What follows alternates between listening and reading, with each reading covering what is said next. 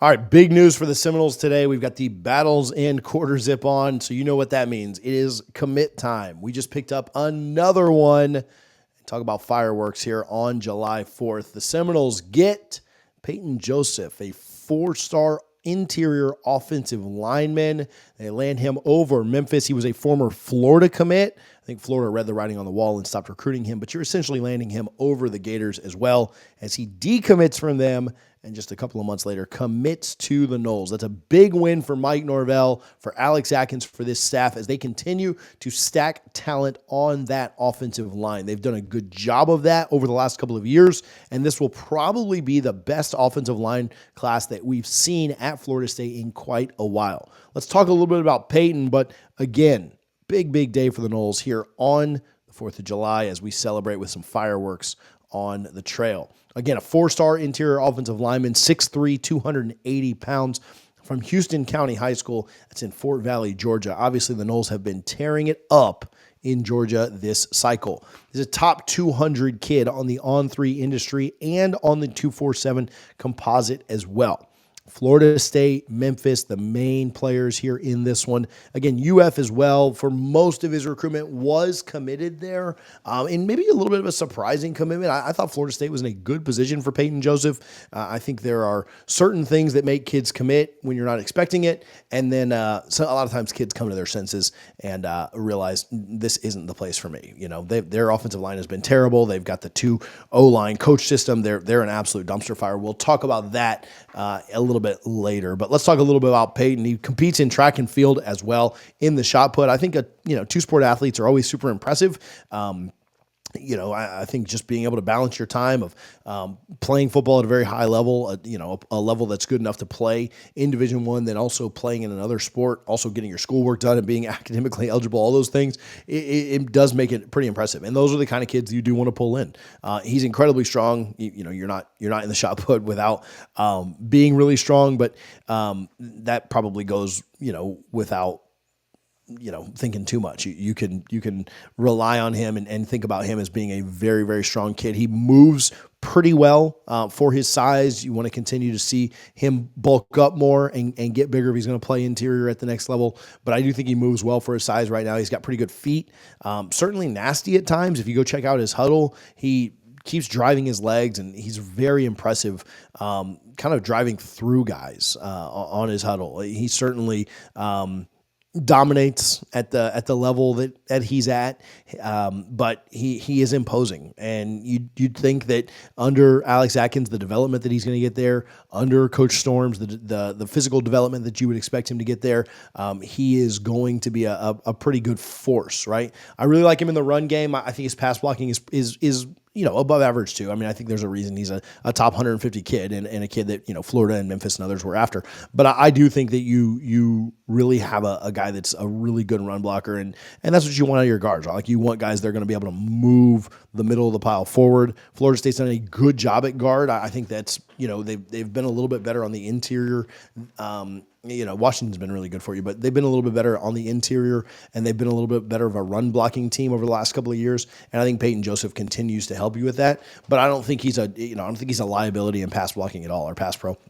I think that under Atkins, he has a chance to be really, really special. I think, you're looking at a ceiling of Peyton Joseph. I think he could certainly be a day 2 guy or a very early day 3 guy when it comes to the NFL. Now, projecting offensive lineman is probably the hardest thing to do. And so thinking about, where's he at in 3 or 4 years from now? That's tough. There certainly needs to put on more weight, be pretty consistent, have a really good career at Florida State, but a guy who could certainly get up to that level. Offensive line at Florida State just continues to stack talent. And like I mentioned earlier, this will likely be the best class on paper that the offensive line has had in quite a while. You've already got 1 5-star committed in Solomon Thomas. You feel really good there about him kind of closing things down, shutting things down. And you might be getting another one. There's rumors or there's projections of Josh Petty, and if you pull in 2 5-stars and then another kid that's in the top 150, and we'll see if Florida State continues to add past that. I know they were in for Buchanan, the kid that went to Miami. Do they continue to push there? Are they able to push there? Is Miami's NIL bag going to be enough that you can overcome it? We'll see. But I really like the top end talent in this offensive line class, and it really seems like the kind of offensive line class that you're putting together that. You've got maybe a day 1 starter or 2 in it at the tackle position. I know Florida State likes what they've got on campus but you really could end up seeing something pretty special on this offensive line, and it be one of the better ones in the country. There's a reason that Alex Atkins is so sought after. There's a reason that he was up for the Joe Moore Award. There's a reason that kids flock to his development. We talked about Solomon Thomas talking about that and what it looks like if some of these kids start committing that are the higher rated kids, that are the more highly sought after kids. And you're going to see, it may not be this, it's not going to be this year because they're not playing, but it may not be 2025. But once we get into 25, 26, 27, you're going to really see how special this offensive line can be. And it is a huge shout out to Alex Atkins. We've talked with him. We've had him on here on the show before. He is, as real as it gets. He doesn't sugarcoat things. He tells kids that things are going to be hard. He doesn't play around at all. He is a very ready to go serious guy, and the results kind of speak for themselves on that. All right, I want to talk a little bit about beating out Florida and Memphis for this recruit. But first, I want to give some love to the Mango Board. It is July now, so the National Mango Month has come to an end, but that should not stop you from keeping on with buying the best fruit that exists. It's July 4th, but you talk about fireworks and excitement. Just grab a couple of mangoes the next time that you're at your local grocer. Get them for your kids. They're going to love it. Enjoy it a ton. No better fruit out there, and the perfect snack for a hot day, whether you're out at the park, by the pool, whatever you've got going on this summer. The Mango Board is a proud supporter of FSU Athletics and our channel, so make sure that you grab a few of our favorite fruit the next time you are shopping for groceries. All right, a UF decommitment, now a Florida State commitment. So don't let the UF fans spin this as not an L for them. Just because he committed to Florida State a couple of months later does not mean that this was not a kid they wanted and at one time had in their class. Florida State will always recruit offensive line better than Florida will. And there are some things that Florida has recruited better than Florida State. There is no doubt about that. Over the last couple of years, since Napier's been there, since Norvell's been there, they have gotten the better of you at times. However, Florida State will always recruit offensive line better because they have a better coach at offensive line. They're more proven at offensive line, and they will continue to be. No doubt about it, you're going to win this battle. I never really worried about Memphis too much. It's not a massive shot at them. I just didn't think that was something that I was seriously going to worry about Florida State losing a battle there unless they just didn't really want the kid or wanted to kind of let him go because they had other targets. I never truly thought Memphis was going to be an issue for Florida State.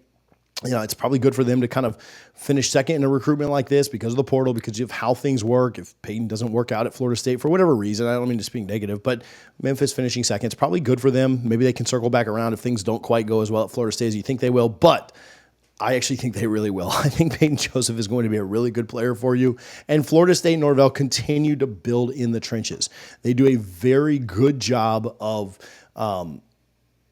building on that offensive line. And they've brought in multiple recruits, multiple transfers that are difference makers. Now, they need to continue to develop on the offensive line from the recruiting segment a little bit better. I think they need to get a little bit better at taking their high school guys up to the NFL draft. But I think you're starting to see some of that this year. I expect, some of your high school recruits to play a little bit. And I think you're going to see that more and more and more as the years go on. You're recruiting at a higher level on the offensive line right now than you ever have, and it's not been bad in the past. I mean, picking up Daniels last year, picking up Armella when you did early, I think you've done a good job. It's continuing to get better and better and better, and I think Florida State's going to reap the benefits from that. Now, listen, you're not pulling another top 150 guy without a very healthy NIL, so we want to give some love to the Battle's End. Again, the Battle's End quarter zip on. If you don't want to sign up monthly, you can go grab some gear, go grab some swag there. It all helps the cause, but I would encourage you, sign up for the $20 a month membership. I'm not selling our Patreon, not selling a channel membership, anything like that. I want Florida State to be better. Go sign up and support today. All right, Appreciate you guys for tuning in. Appreciate you guys for following along with us. Florida State on a massive hot streak right now. Can they continue to add? Is there more coming? Stay tuned. There should be here in the next couple of weeks. Florida State absolutely rising up in the recruiting rankings, doing a very good job of continuing to stack talent, especially in the trenches. But again, I don't think they're done just quite yet. So make sure you're locked in with the channel so that we can kind of bring you all the latest updates, our thoughts on it. I appreciate you guys for tuning in, chatting with us today. We'll talk to you soon. Go Noles.